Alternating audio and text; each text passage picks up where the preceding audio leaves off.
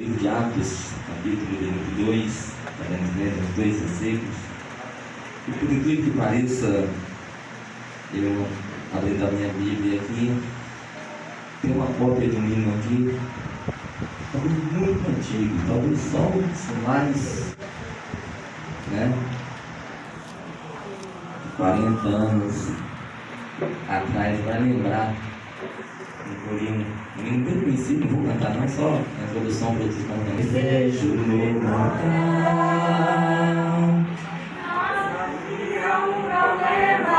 estava entardecendo e a noite ia chegar. Josué pensou um pouco, tinha de achar um meio de vencer os amorreus. Ele para o sol e lua, e a vitória então foi sua. Depois disse glória a Deus. Amém? Isso também. E no partir do pão e nas orações. E em cada alma havia temor, e muitas maravilhas e sinais se fazia pelos apóstolos. Amém? Como o Natanael nos convidou para estarmos aqui, a qual nós estaremos refletindo poucos minutos. Peço até a oração dos irmãos ultimamente.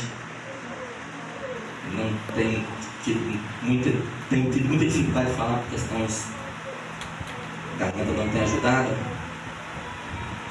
Mas esse texto ele deixa bem claro um modelo da igreja primitiva. Poderíamos falar nesta noite, pelo menos, sobre quando a igreja ela passou por um período de muita dificuldade, de muita luta, de muita prova, mas ela soube vencer, soube trabalhar. E os homens daquela época entravam em uma comunhão, em oração, em jejum, e todas as coisas eram. Uma das maiores dificuldades da igreja dos nossos dias é a submissão à sua liderança, é em obedecer aquilo que lhe é ensinado, muitas vezes não dando valor àquilo que o seu pastor fala, àquilo que a sua liderança ensina. E o texto que lemos diz que eles perseveravam, eles continuavam na doutrina dos apóstolos. E aqui eu entendo uma coisa, eu aprendo uma coisa, irmãos, que os apóstolos ensinavam aquilo que era fácil de entender. A mensagem daquela época e até de alguns anos atrás era que Jesus cura, salva, batiza e leva para o céu. Outro dia eu estava pregando em um culto ardido ali no vinhaque, eu relembrava disso. Hoje nós temos a facilidade de estudarmos, fazermos curso teológico, aprofundar na Bíblia Sagrada, procurar descobrir grandes coisas, mas a mensagem ainda continua a mesma, é que Jesus cura, salva, batiza e nos leva para o céu. É perseverarmos nisso. Sabe por que a igreja cresceu tanto? Sabe por que a igreja ganhou tantas almas para Jesus? É porque a mensagem base era que Jesus salva, cura, batiza e leva para o céu. Tanto que Jesus está prestes a voltar para buscar um povo lavado e redimido no seu sangue.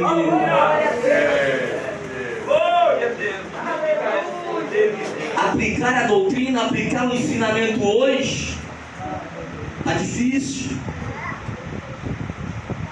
Se o pastor já tem um certo conhecimento, se ele tem uma certa maturidade, se ele já tem algum tempo de ministério, ele começa a falar, começa a ensinar, ele começa a dizer que é necessário guardar os bons costumes da igreja. Alguém olha e diz assim: esse pastor já está na hora de aposentar, esse pastor ele está falando coisa de 40 anos atrás, mas na realidade ele está falando aquilo que a Bíblia ensina, e a palavra diz assim: olha, passarão o céu e a terra, mas a minha palavra ela não há de passar.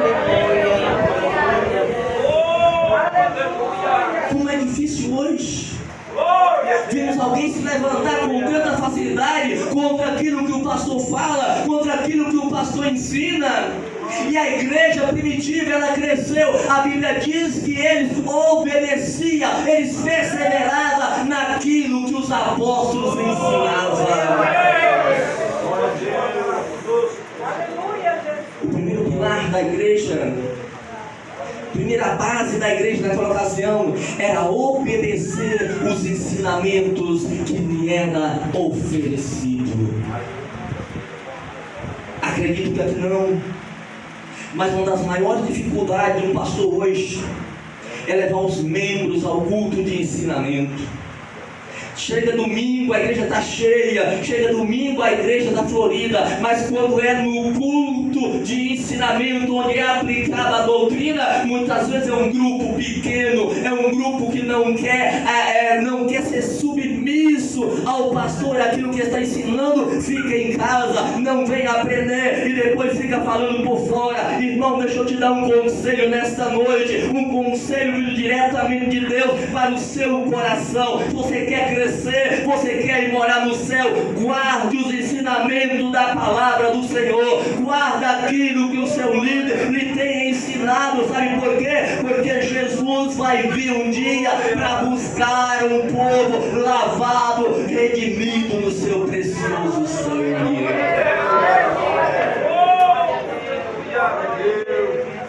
Mas havia ainda uma outra coisa importante, um outro pilar, um outro alicerce fundamental para a igreja crescer naquela época, que era a comunhão. Havia comunhão entre os irmãos.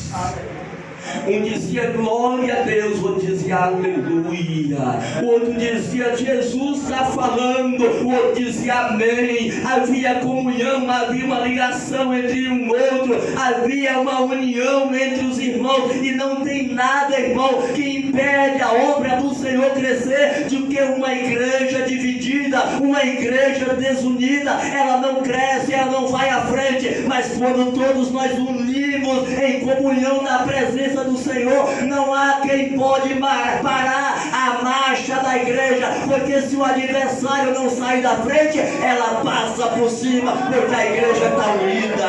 Glória a Deus, aleluia. E como o adversário tem trabalhado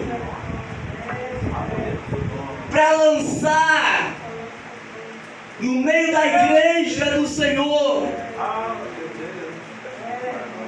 a desunião. Infelizmente, irmãos, hoje tem crente, eu estou falando de crente, que ele não consegue mais chegar para o seu irmão, pegar na mão dele e apertar e dizer: meu irmão, eu te amo em Cristo Jesus. Mal passa e diz: Pai, Senhor, irmão, não tenha mais a comunhão, a alegria. Ele não consegue mais olhar no semblante do irmão e ter comunhão com ele. Deixa eu te dizer uma coisa que a Bíblia nos ensina. A Bíblia diz: se nós dissermos que temos comunhão com Deus, temos comunhão com Ele, e não tiver comunhão com o irmão, nós somos mentirosos.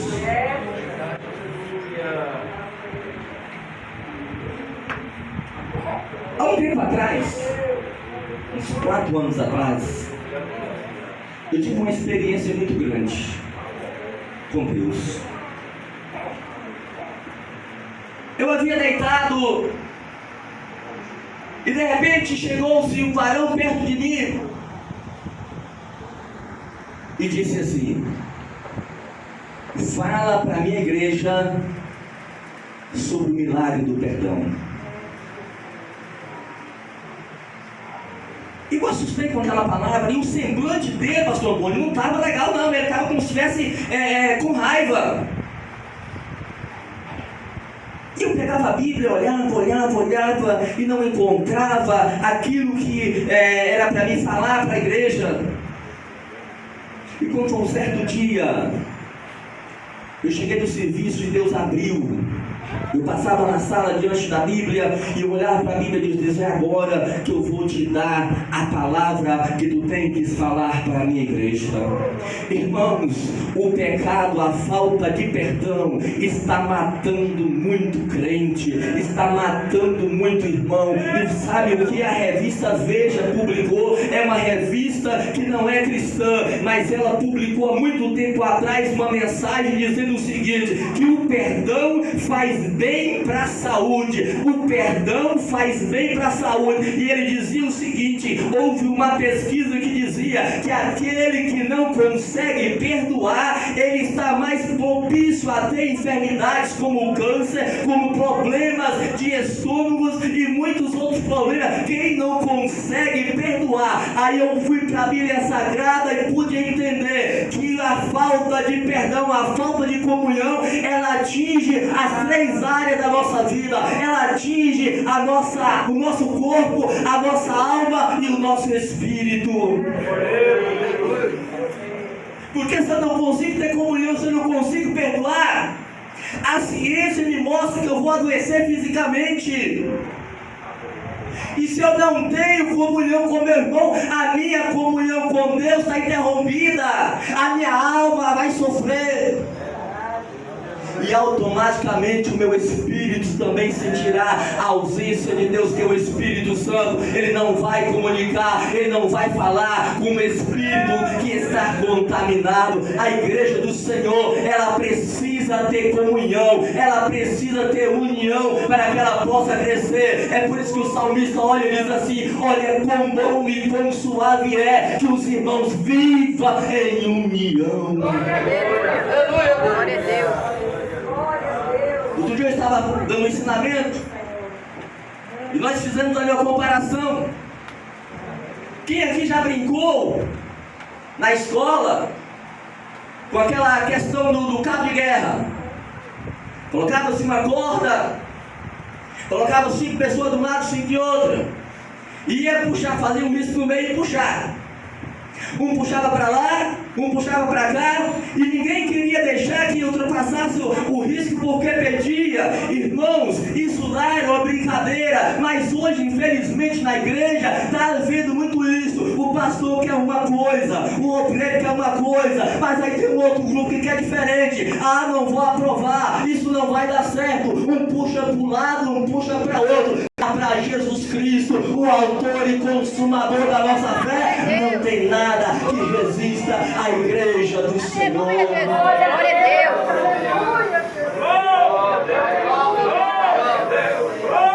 Uma outra coisa importante que tinha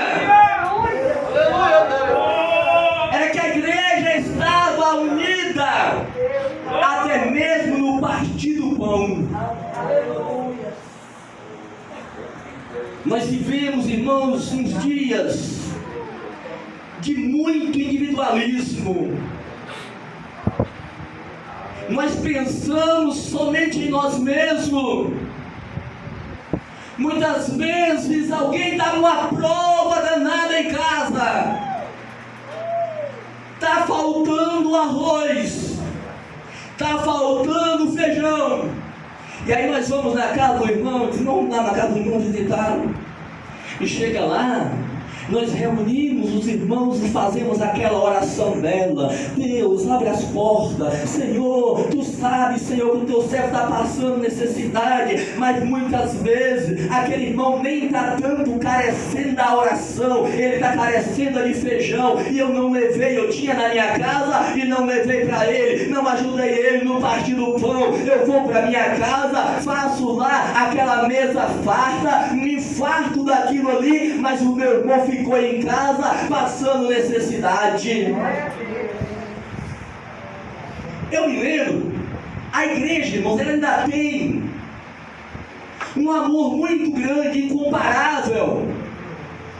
muitas vezes nós colocamos em prática. Alguns anos atrás, eu me lembro que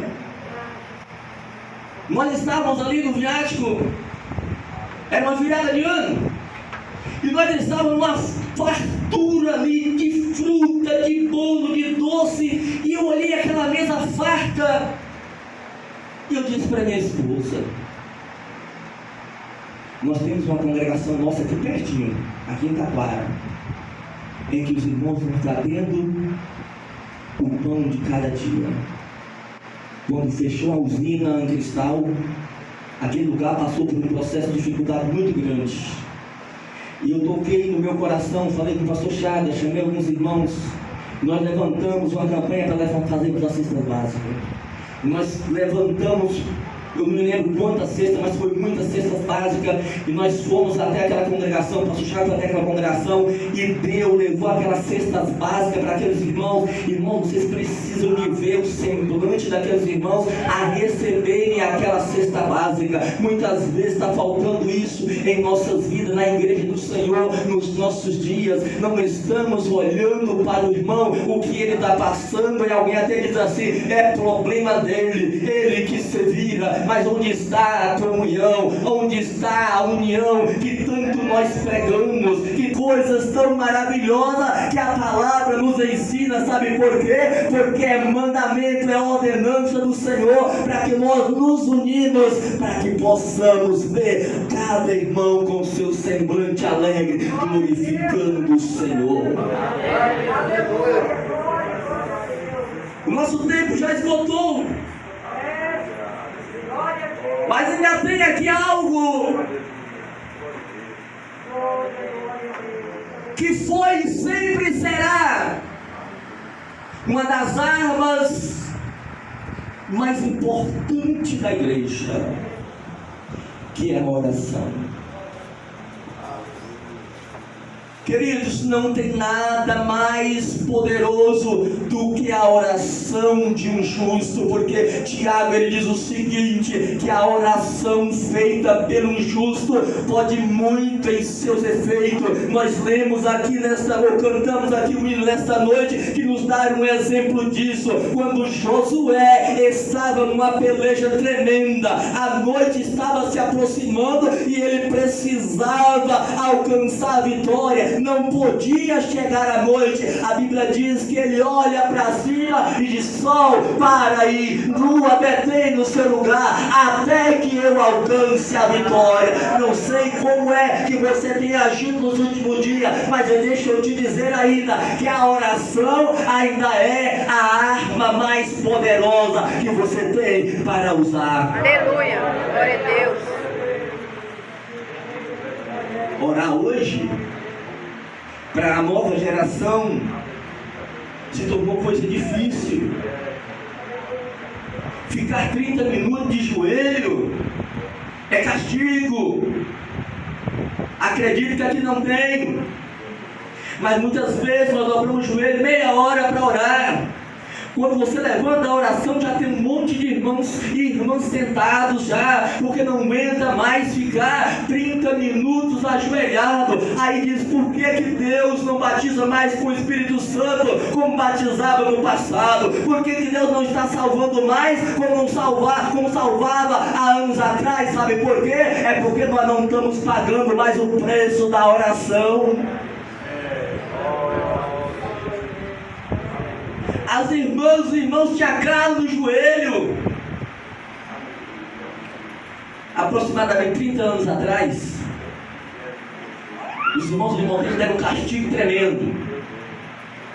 Novo convertido, aquele fogo, aquela ansiedade de buscar a Deus, e me convidaram: vamos para o monte orar? Bora! E nós fomos.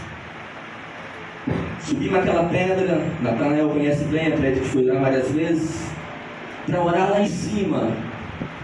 Um grupo de irmãos, só homens, e ajoelhou, meia-noite.